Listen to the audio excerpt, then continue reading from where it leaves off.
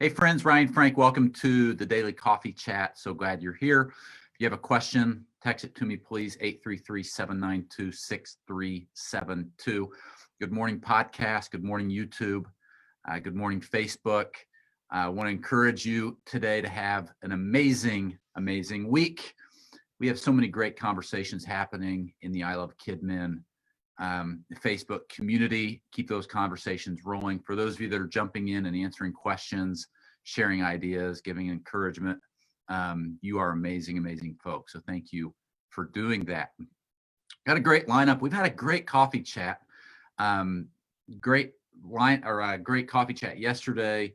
I'm excited about this week. I can't believe we've been doing this for now 4 or 5 weeks. Every day you're jumping online with me, so thank you for doing this. If you're with me live, glad you're here. Those of you that are watching, listening later, thank you as well. I started in children's ministry as a teenager, 12 years old, preteen. I started working in the bus ministry at my church, and all through high school, had a bus route. And then my senior year of high school, my youth pastor said, Ryan, why don't you will you teach kids church for me for a couple weeks, not realizing that he had been doing it and didn't want to do it anymore. So he kind of trained me quick, and I had kids church, and it's kind of amazing. It's like, man, I just feel like I've always been in it. And looking back, now I'm going to be 45 this summer. Looking back, I'm like, man, I did some stupid stuff when I was in my 20s and as a young kids pastor. I wish I could go back and do that again. And then I look back sometimes and I think, you know what? I did that back then, and I think I would do it exactly the same. And that's what we're going to talk about today. We've got a great lineup of guests. We're going to talk about what would you do different if you had to do it all over again. Justin Edge is the children's pastor at Life.Church, one of the greatest, I think, churches in America, led by Pastor Craig Rochelle. And I love following Craig Rochelle. I love following Justin Edge. I love what Life Church is doing. And we're flying in some high clouds here today with Justin Edge on the coffee chat. How you doing, friend? Doing good, Ryan. Thanks for allowing me to be a part of the conversation today. And I mean, you're talking about my favorite things. You're talking about church and talking about coffee. So I do have my Christmas cup here. Look at that. That's a good looking cup. That's nice. Did you pull that out just for the occasion? Yeah, you know what? I took some during this whole coronavirus thing. I took all my coffee mugs home. And then when I got home, we actually packed them all up. And so I went downstairs and I was like, hey, we got a coffee cup I can borrow? And this is the gem. That's what they gave you. I love it. This is my new coffee cup right now. And you really have coffee in it? You can be honest. Or is it Mountain Dew? It is coffee? No, it's 100% just straight black coffee, the way God designed it to be. I love it. I love it. Justin, how long have you been at Life Church? Yeah, man, I just celebrated 13 years back in January. So, man, it's been quite an honor. I started out as like an associate Life Kids pastor at one of our locations here in Oklahoma City. And I did that for 3.5 years, an associate. And my gosh, I learned so much. Man, it's kind of what you're talking about, things that you've learned as a kids pastor. I've learned so much in those 3 years I still hang on to today. And then after being an associate for 3 years, I stepped into the leading role as a Life pastor at one of our locations. And then my boss actually, she actually asked me to be a part of the role I'm in now. So the role I'm in now it's kind of got a weird title. It's a central ministry leader of Life Kids. Okay. Nuts and bolts of it is I oversee and lead and direct everything for Life Kids from birth up through 6th grade. I've been doing that for about 8 years now. So yeah, I'm loving it. That's quite a job too. So let me ask you this, because I'm a big Craig Rochelle fan from a distance. Never have been able to meet him in person or anything. Is he as cool to work for as people would think he is? Like perception, I think he'd be a great pastor to work for and work with. Yeah. And here's one thing I absolutely love about Craig, and his passion for the ministry and the integrity that he has is absolutely phenomenal. You know, people, he leads us well, so well, and I'm just honored to be under his leadership. But there's some things that he says that just like shake me. And one of those things is people will give up their time for the what, but they'll give up their lives for the why. And our why is just all around bringing people to know Christ, and being that light, man. And he's an amazing, amazing, amazing leader. And so, yeah, I'm like you. I'm learning from him as much as I possibly can, reading his books, podcasts. Yeah. And obviously, man, my family, we're on the second row every week. The doors are open, listening and learning on the weekend because he challenges us with, truth and comfort, but also confrontation, that challenges our heart and our soul. So that's it. Yeah.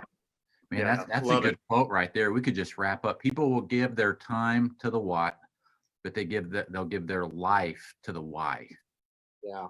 That's good. Yeah. So go Justin, ahead. Looking back on and by the way, before we get into what would you do different, did you always know as an adult, like out of high school or out of college or whatever, that you wanted to be in children's ministry? You know what? That's a great question. Growing up, I've always wanted to be like a teacher.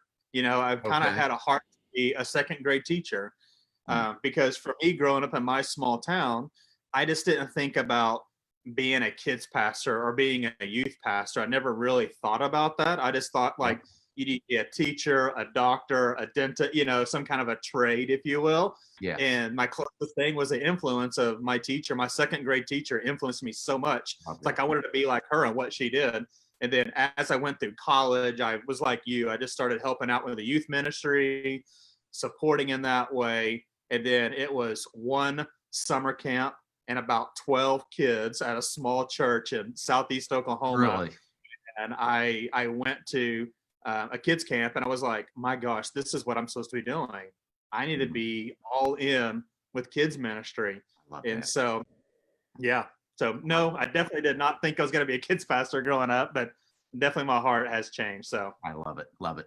So when I ask a question, what would you do different? Like looking back when you started, looking back 10, 20, 15 years ago, are there a few things that come in mind that you've learned just from experience, from being in the trenches? I'd probably change this. I wish I would have known this early on. Yeah, I think one of my biggest learnings is because I was at a small church that it was me on staff. It was just me by myself. Yep. And I had about 4 or 5 leaders. And I really got in the mindset that it was everything that what can I do to help grow this ministry? And that the church grew. We went from about 15 kids up to 60 kids. And I was just blown away. But we really hit a lid at 60, and I could not figure it out. Well, my wife and I ended up moving from that church, and because she wanted to be a nurse, and we moved to Oklahoma City metro area so she could chase being a nurse at a hospital and all that. And started working at Life.Church, and I still carried that same model. But what happened, I was able, and I keep on using the word I was able to get the ministry to this certain level. And then I had a really hard conversation with the leader who stopped me in my tracks and says, Justin, why are you doing everything? Do you not trust God to use me to lead these people as well? Yeah, that's good. So the biggest thing that I learned was it's not about me. It's all about empowering leaders. I really feel like I wasted a lot of great years in ministry just trying to figure everything out myself, and be the top person instead of looking at those around me and goes, God has called all these leaders around me to the same why that I've been called to. But I am squashing them by saying, sorry, you're not good enough, Ryan. Let me do it, So empowering leaders, that is something I wish I would have done a lot earlier. I think we all have to fight that. I think that's so rich and so good because we do, as pastors or in leaders, you have to fight that urge that I'm the fixer. I'm the one that's got to lead. I'm the one that's got to take care of everything. It's all on me. And that's so good. because there are other people that are invested in the why. And if they are walking with the Lord, yeah, they need to lead and be able to speak into things. Well, What else? inside of that, the thing that hit me was I felt like it was pride, you know? I felt it was like I needed to prove to my senior leadership that I was the right hire for this job, this job, if you will. Yeah. But what I realized, it's like, no, they asked me to lead the ministry, not be the ministry. And so it actually was better the more that I gave away, the more that I delegated and led through. And I think there's an important thing inside of that is, as you're trying to figure out, because I know we're talking to all kinds of different people on this chat and conversation, the one thing that I would encourage you with is do not delegate tasks, delegate responsibility. Because a task would be, hey, Ryan, can you write these postcards and email and mail them out? That's a task. Or I can say, hey, Ryan, each week, would you mind making sure that these go out, and just really own that part of the process, And so now it's not like you just did this thing. Now you have a responsibility, you have some ownership, and your ownership is that element. So anyways, the second thing that I would say, that, oh my gosh, once again, it all rooted around that pride. It was asking and receiving for feedback. Man, it was whatever I touched, I felt like was golden, Yep. And man, I really wished I would have asked for feedback and also received free feedback. Well, there's so many times where I felt like my idea was the best idea and you couldn't top it, Yep. But the reality of it is if you disagreed with what I said, I felt like you and I were now at conflict, instead of going, once again, no, you're helping me out. We have the same purpose. We have the same why. We're pushing to the same goal.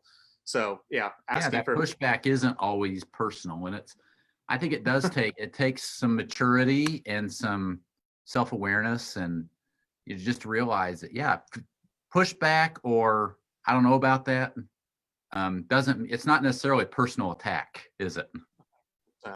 Yeah. Well, some of our leadership, Jerry Hurley on our directional leadership team, when they talk about feedback, one thing that he talks about that it really helps me well, like if it's a character thing, feedback is basically someone is sharing with me an observation that everyone else has already seen.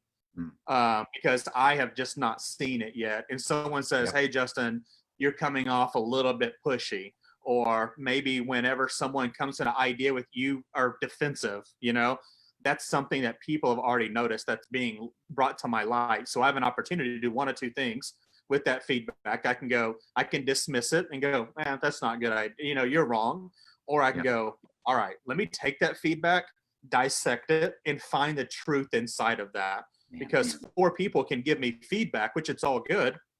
I'm not saying that you should take all 4 people's feedback, diminish your idea and just take all 4, but dig under each one and go, okay, where's the common denominator? And that common denominator is blank, And so that's something that you really got to pay attention to. So I love that. Asking and receiving feedback, definitely do that. Yep. Let's go another. My last one. I could list number 3. Yep. I could do about 40, but I would say collaboration. And it may be similar to the second and the first one.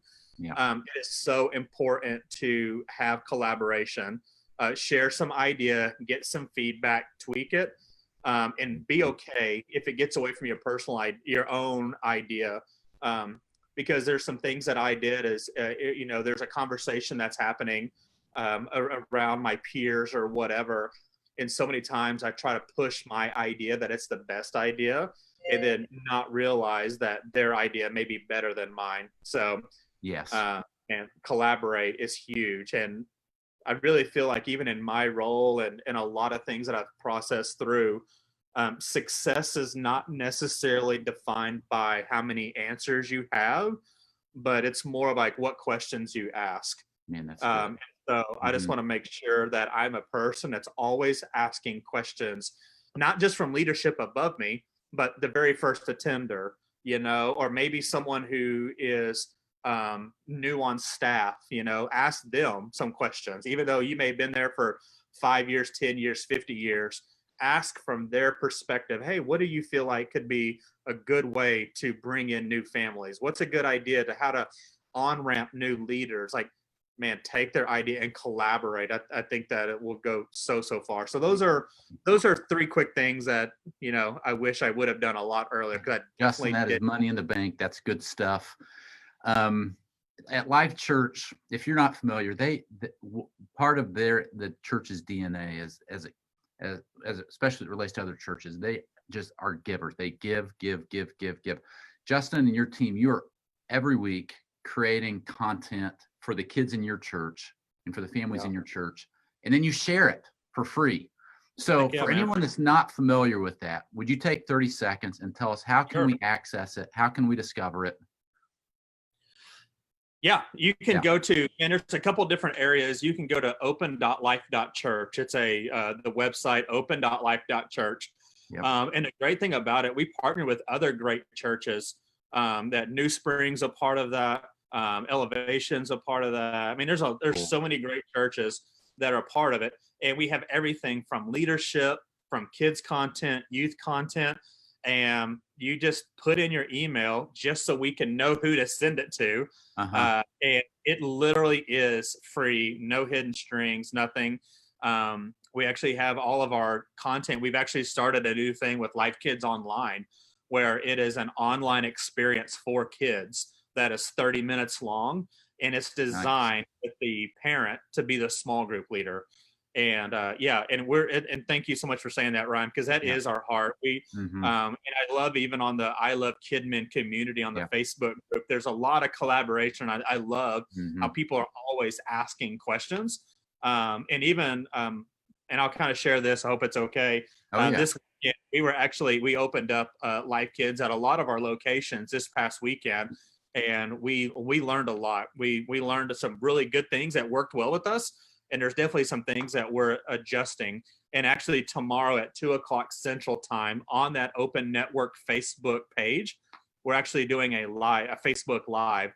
And on that live, we were going to be talking about what worked well, what didn't work well. And it's not like the best ideas, but it's what we've discovered. And then you take that, put it in your community, your context, your culture, adapt it, and make it your own. Because just like this, Ryan, if you and I can have a conversation and learn and spark ideas off each other, it doesn't have to be your idea or my idea, but if it grows the kingdom, man, that's the best part about it. That's cool. And I didn't know that you were that open.life.church was a collaboration with other churches as well. So that's cool. 100%. Hey, will you say hello to our mutual friend, Allison Evans, next time you see her? Of course. She's sitting right there. Hi, Alec. Yeah, I'll definitely tell her. Tell her Ryan Frank sends his love and says hello. 100% I will, Ryan. Thank you so much for letting me be part of this. Thanks for what you do. Love you, brother. Thanks for joining us. All right. Hey, friends, Justin Edge. If you're not connected with Justin and Life.Church, Life.Church, they are doing such amazing things. Thank you, Justin, for joining me on the coffee chat. Thank you for being part of the I Love Kidmin community. Go check out open.life.church. Wow, that was good. Good stuff. That was one of the best, packed 10 minutes there that we've had in a while. That was great. Corinne Noble is going to join me in the coffee chat. Now, remember, if you have a question, text it to 833-792-6372. What's up, Corinne? How are you? I'm good. How are you? I'm doing well. This isn't just Corinne. This is Kidmin Corinne. Do you still have kidmincorinne.com? If you go to kidmincorinne.com, it will actually take you to KMC Curriculum.com, which is basically the same thing. I just rebranded. Okay, gotcha. It'll still. Are you on Instagram? I'm still Kidmin Corinne on all of my social media, though. Nice. I feel like that's such a part of your brand, Kidmin Corinne. So don't. It is. Yeah. I mean, that's really like me. And I just decided to kind of expand the brand to be more than me, which is actually one of the things I'm talking about today. Yeah, it is. That's cool. So we're going to talk about some things that, Corinne, if you could start over again, what would you do different? Quick shout out. I want to remind you that in addition to being a kids pastor, Corinne loved the coffee cup. What's on there? Disneyland. It's Disneyland, all the different Ooh, characters from Disneyland. It's my favorite. It's huge too. It's like I 20 can tell. That's awesome. Mm-hmm. What was I saying? Oh, in addition to being a kids pastor, Corinne writes some amazing curriculum. We're starting to add some of that. You can get it on her website, I want to make sure I say it, KMC Curriculum. Yeah. So there's .com. 2 C's next to each other. So it's kmccurriculum.com. Yeah. We're also, you see some of that on Kids Matter now. So we have, what do we have on there? We put, I think we put creation. Yeah, creation is on there. Warfare and life verses. Yeah, life verses. Yeah. So maybe at the end I'll show you those. But Corinne writes some amazing curriculum. She's part of the Kidman Academy faculty. She always tries to get to MegaCon, unless she's having a baby and she has to skip. But last year, my baby just had to be due. I know. After MegaCon. That is a heck of an excuse. So it's all good. Yeah. Corinne, if you could start over again, I asked you to share 3 things you would do different. What are man. They? I have to say, like, when you asked me about sharing on this, like, immediately, like, my brain just was like flooded. So I was like, only 3 things. So if you ever want to do a longer webinar on this, I am down for it. But these were I just decided to share the first 3 things that like popped in my head because I feel like those probably are the best 3. There are certainly more. But I've been in full-time ministry for over 8 years now in the church, in local church ministry, as well as I volunteered for, 11 years before that. So I've definitely been in ministry a long time. And when I first got started, I would say that I was a little bit more of a traditional style because that's kind of what I'd seen. And by that, I kind of mean, you're the kids pastor, you're in charge. You're the one the kids need to know. You're in charge of the kids. You're pastoring the kids. Like, that's your job. And that's just kind of what I'd seen. And the first thing that I would say that I wish that I had known, and I wish that I could go back and do better, especially at my first position, would be that your ministry to the kids is more effective when you equip parents and leaders. And you aren't just trying to own the whole thing yourself. Yeah. That's a big mistake I think a lot of us have made, especially if you've been in ministry a long time. You probably can think back to your first couple of positions and you're like, whoa, I was shouldering everything. Way too much. That's true. Well, exactly. Shouldering too much and spending so much time on, and it sounds terrible, but spending so much time on your ministry to the kids yourself and doing all of those little details for that you weren't spending any time pouring into your leaders and to your parents the way that you should have been. And I know that was definitely me at my first position. I just thought that that's how it was. Like, that's how I thought things were supposed to be. I was like, I'm the kids pastor. It's my responsibility to pastor the kids. And I know now, I think that, there's been so many good breakouts and speakers that have talked about this. And I've just learned, like, wow, how much bigger is our reach when we equip parents and our leaders. We can do so much more when we work together. I caught the end of, was it Justin who was just sharing? Yeah. I caught the end of his. I didn't hear all of his stuff, but he was talking about collaborating. And I'm like, that's just, it goes along with that. The more you collaborate, the more people that you get involved and you equip, the better your ministry is going to be and the more you're going to reach. So I really wish I'd known that in my first position. I think at my second position, I did it better. And I think, I'm now in my third position at a church, and I would say now I'm doing it very successfully. So I think the smaller your church is, the harder this is. So, just keep on. If you're out there and you're like, I'm still shouldering everything, just keep on keeping on and do your best to start equipping people one at a time. And I think that's the key, Corinne, one at a time, because right before you said that, I thought that thought hit my mind, because you might feel overwhelmed.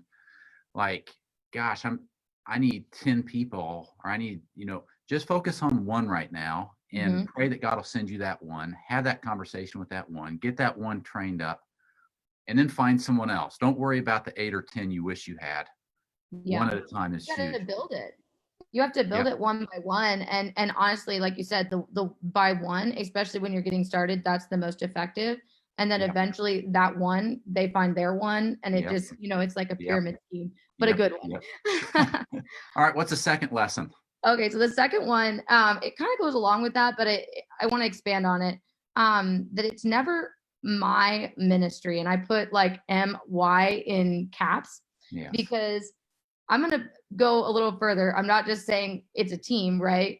I think sometimes we get very caught up in it's my ministry. I've poured into it. I've done all of this work.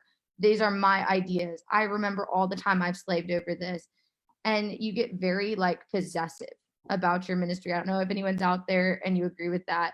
But I've been there. Like you get, especially if you have kind of a controlling nature, which I will go ahead and admit that I maybe am a little controlling sometimes.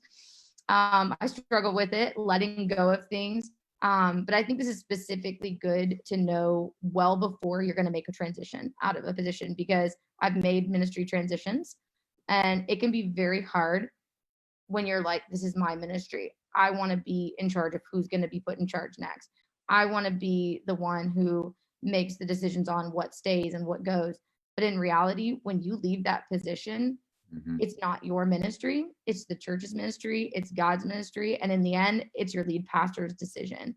So, you have to learn that far before you make a transition, that it's never your ministry. That's a good point. That's a real good point. God has equipped you and he has entrusted you with that ministry for the time being, but it's never your ministry. I think that's so important to remember. Yeah, that's good. I think it's something that we all struggle with. And I think most of us would acknowledge, it's not my ministry. But then if we really looked at how we acted, a lot of times we act like it is ours. That's good. All right. Number 3. Yeah. Number 3, this one, I'm going to go ahead and share this because I know it's not specific to Kidman. This is specific to ministry, but this is just one that I wish I had known a long time ago. And it's a long one. So it's a mouthful. That you're fit with the culture of the area and church, both the area and the church, and the lead pastor are the most important factors in choosing a position and your longevity at the church. Okay. So I know that's a big mouthful. Say it again. Yeah. I'll say it again. Okay. That you're fit, you and your spouse or your family, with the culture of the area that you're living in and the church and the lead pastor are the most important factors in choosing a position and the longevity at the church, your longevity that you're gonna experience. Now, obviously, I completely believe in a call. I have experienced a call to a specific church or a specific area, but I will tell you, I have definitely made decisions in ministry thinking that I could change things, or well, that's fine. Like I don't really fit with this church, but I'll make it work. I'll make this work. I don't know if anyone's ever been there, but typically you don't end up making it work. You don't last long in a place where you don't fit, and you can't put a square peg into a round hole. Like you'll make it 1-2 years, maybe 3 years in an area and a church that doesn't fit you, but you're not going to last very much longer. And sometimes that's the only time period you're supposed to be at that church. And that's okay. Like that happens. But I will say, I wish I'd known that, because I think I really tried to shove myself and my ministry into cultures and ministries that didn't fit me. And I think that I maybe spent a long time in certain areas pouring into something, just pouring the wrong thing into the area and the church that I was ministering in. Man, that's good. And, and I'll share just one more thing about that. I had just such like a clear vision. I've had very few clear like visions, but I mean like a visual vision in January about this. And it was just, God gave me this vision of a tree, and it was planted in a place that it didn't belong. And it was growing bananas for some reason, who knows? Yeah. But it was growing bananas, but bananas couldn't grow where it was planted. So it was a good tree, but it was planted in the wrong place. So that's what I would say to you guys. Like maybe someone's out there and they're thinking, maybe it's time to make a transition. And you think you've been pouring all of the good things into your ministry. you may be pouring good things in, and you may be, a very good tree. You just may be planted in the wrong place. I love it. Good stuff. Thanks for being vulnerable. Thanks for sharing all that. Corinne Noble is such a gift to the KidMin community. She has written some great curriculum. Next time you're on Kids Matter, what you need to do, scroll down, and when you get to teaching, right there, or you can do the drop-down box at the top, download categories, and go to teaching. You're going to see here are 3 brand new teaching units that have hit kidsmatter.com: spiritual warfare series, creation series, life versus series, and there will be more coming in the days and weeks ahead. Corinne, take 30 seconds and tell us what makes the curriculum that you write so unique. Why do you think kids pastors ought to look at it? Yeah, I think it's unique because it came out of a place of, I'd searched a long time for the right curriculum for my ministry, and I'd used a lot of curriculums, and I realized that there just wasn't anything out there that had everything that I was looking for.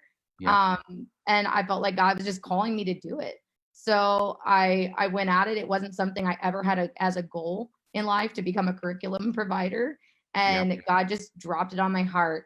And the 3 main things I would say that I really strive for in this curriculum is that it's going to be really fun. That's something all kids ministry curriculum should be.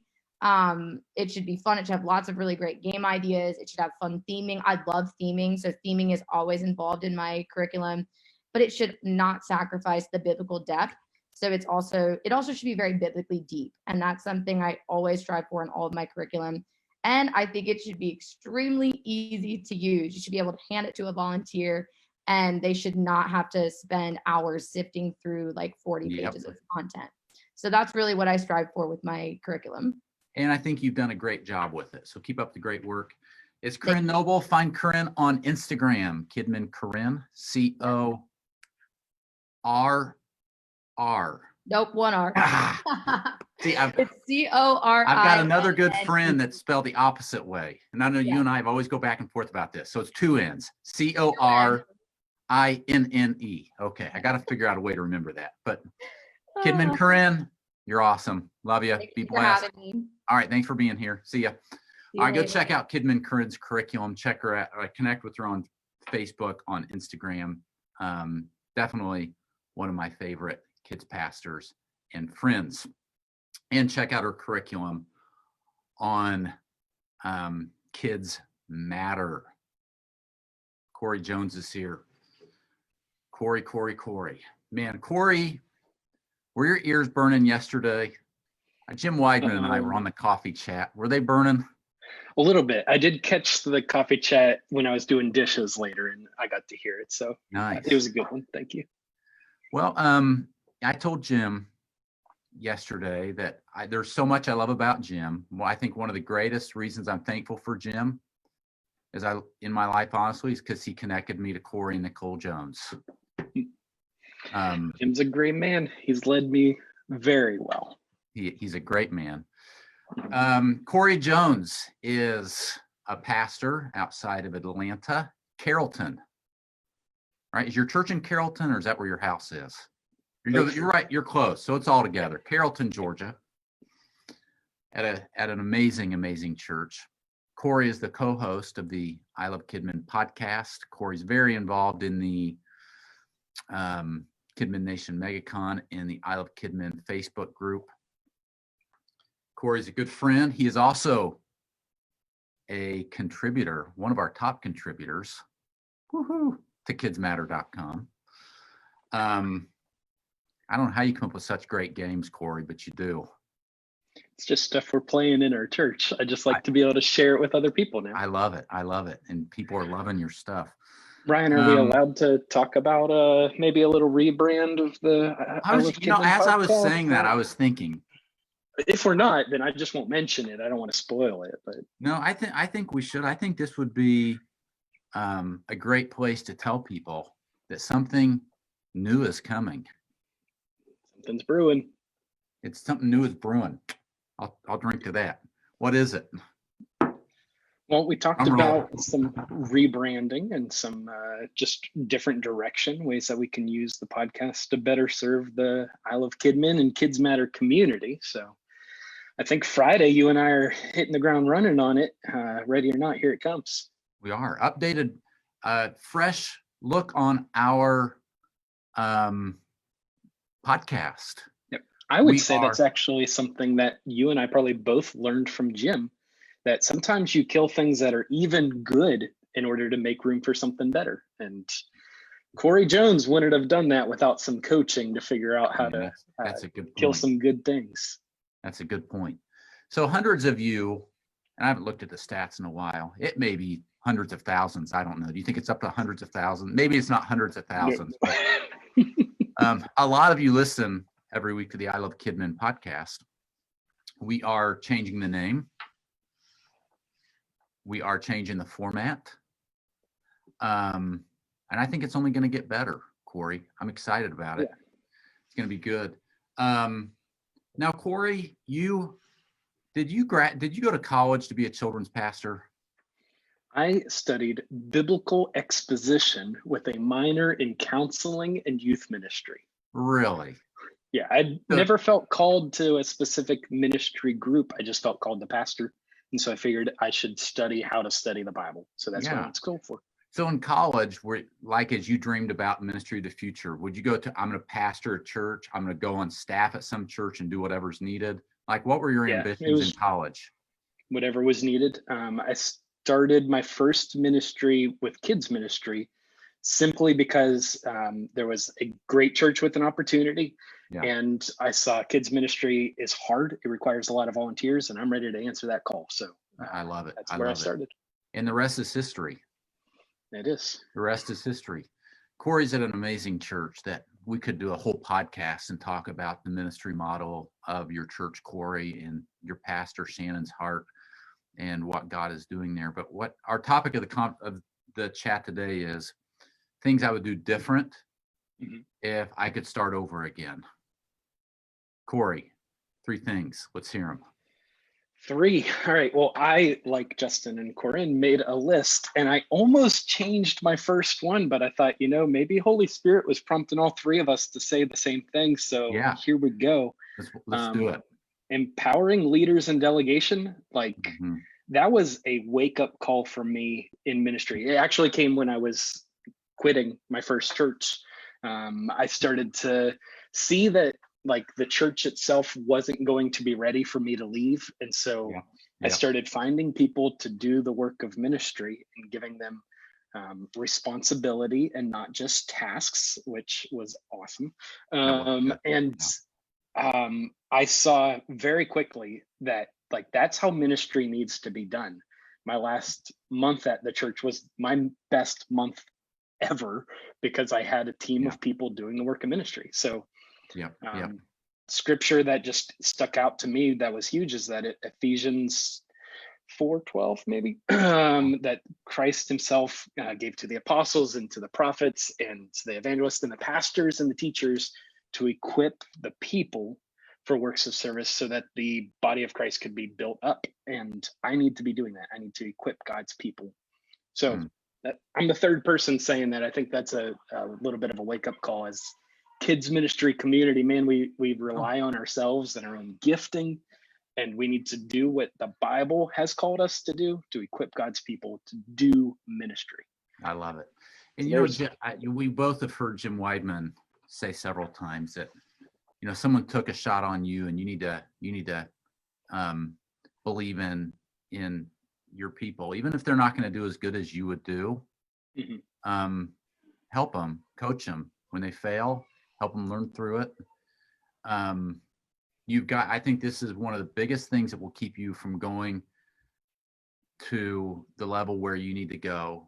And it's also one of the biggest things I think it will drive burnout is if you don't delegate and if you don't empower a team. And if I'm the bottleneck at the top and it is all on my shoulders, it's not good. It's not good.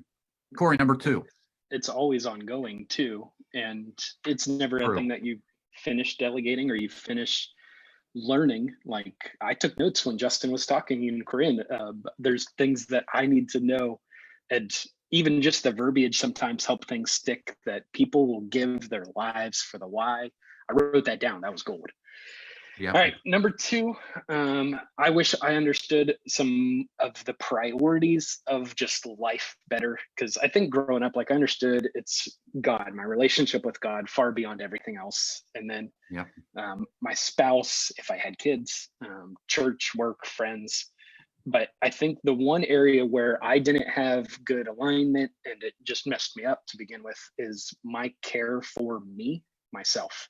That I need to care about my spiritual health, my emotional health, my emotional tank, and my physical self. And so a question that I ask my team a lot of times are you a good friend to yourself? Because a good friend cares, a good friend cares about Sabbath, about nutrition, a good friend cares about your emotional health, if you have a safe place to talk to somebody. And I think that's one of the things that takes a lot of kids pastors out of the game, is they give and give and give, and they're not caring for themselves. They feel selfish if they jump on a kayak and or go sip coffee at a coffee shop. And we need to care for ourselves spiritually and emotionally and physically. So I would just ask, like, hey, Corey, this is a priority. Wake up. I would want to make sure I got that from the beginning, because I didn't. Corey, what's something that you do now? What's something you do now to really try to take care of yourself more? I put it on my calendar. It's super practical. Put it on your calendar. And so then for me, it's either Friday or Saturday. I kind of flip-flop between the two of them. And Sabbath is not me working on the I Love Kidman podcast. It's not me working on games and coming up with other outside ministry things. And so I'll usually schedule one of those for Friday and the other thing for Saturday. And I slow my pace down a lot, where I sleep in. I do a pour over coffee. Good for people, and I will graze on charcuterie and different stuff like that, where it's just a slower pace of life. And so charcuterie, I'm getting hungry. Oh, me too. 11:43. All right. Well, Eastern time. You're probably not as hungry. I love that. All right. What's the third thing, Corey, you do different? Caught you in the middle of the step. Sharpening my axe. There's a verse in Ecclesiastes about using a dull axe, that it requires a lot of strength. So sharpen the blade, take time. There's value in wisdom. It just helps you succeed. And so things like this, where you are taking the time intentionally to just learn to grow, to sharpen your axe in ministry. Those are things that I think people feel guilty about. They're like, well, I'm on a daily coffee chat with Ryan right now. I'm not working.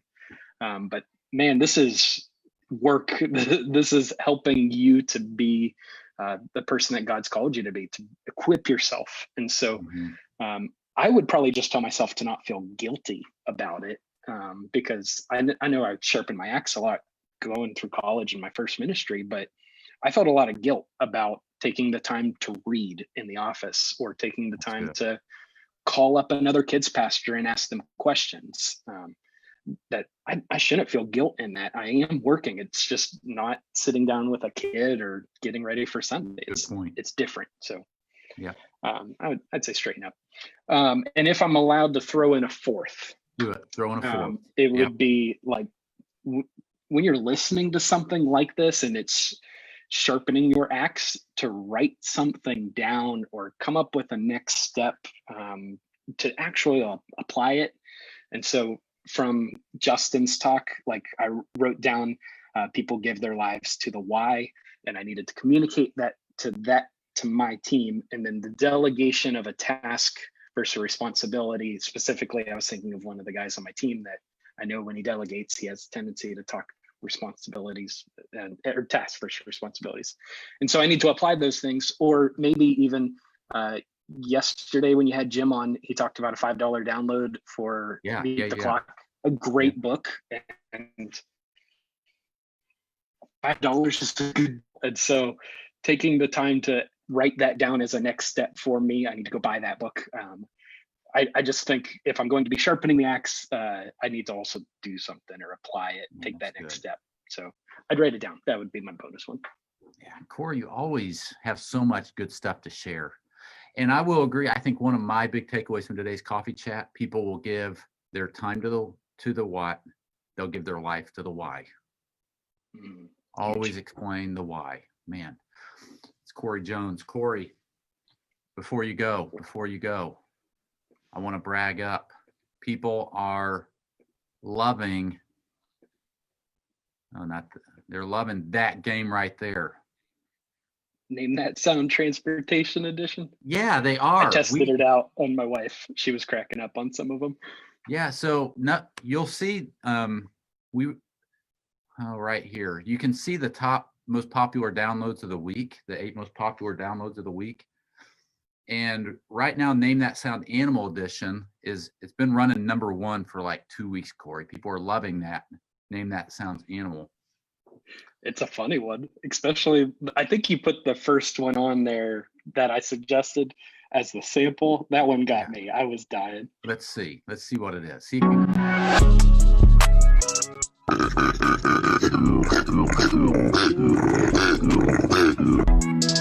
Is it a koala bear, a pig defending its food, or a kangaroo wanting to fight? I guess number 2. The first time I watched this. It's a koala bear.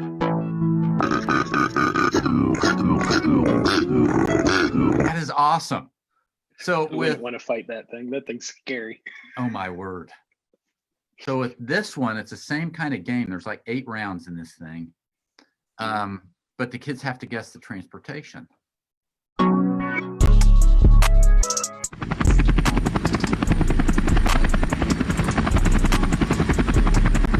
do you think? I made it. I know what it is, Ron. Well, that's true. You know what it is. Is it a hovercraft? A bullet train? A helicopter? 5, 4, 3, 2, 1. Helicopter. Here it is.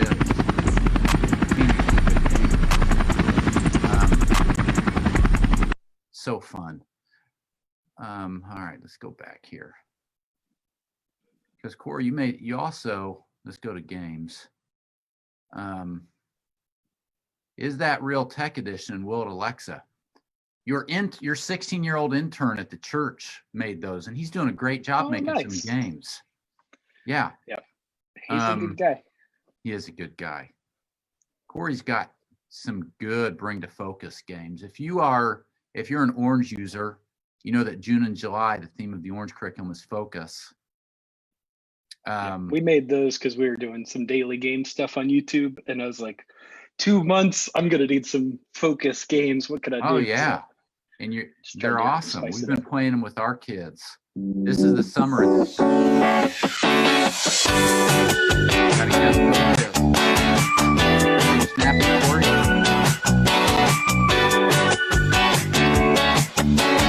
All right, what's it? Some summer activity. I love kids. I know what it is. 5, 4, 3, 2, 1. Kids swimming in the pool. Corey, good games. Corey's got some good stuff over at kidsmatter.com. And Corey, thanks for jumping on the podcast with me. Happy to help. Yeah, what's your day like today? I have lunch with Patty. Today's her birthday. Nice. I have no idea how old she is because you don't ask that of ladies, but she has been at Southern Hills on staff longer than any other staff member. Really? So it's just what's her exciting job? to celebrate her. She does a lot of the admin financial side of things. Okay. So keeping us Are organized. you pretty good at getting your receipts to her? Absolutely. I'm a gold or an earth or a 1 on the Enneagram, whatever you want to call it. Those are easy for me. Do you turn in receipts or do you take pictures of your receipts? I turn in receipts. I know that there's a couple apps out there, but I haven't bit the bullet on them yet. Love it. When are you going to buy me something so you can turn in the receipt for it? I'll think about it. All right. Corey Jones. Love you, friend. Thank you, Ryan. I'll catch you later. All right. Great. Hey, what a great coffee chat. Thank you, Justin Edge. Thank you, Corinne Noble. Thank you, Corey Jones. We've had a great one. If you're listening on the podcast, if you're listening on YouTube, on Facebook, thank you for joining me. Can't wait to see you tomorrow at the same time. All right, be blessed, ladies and gentlemen. Let's keep the conversations rolling in I Love Kid Men. See you tomorrow.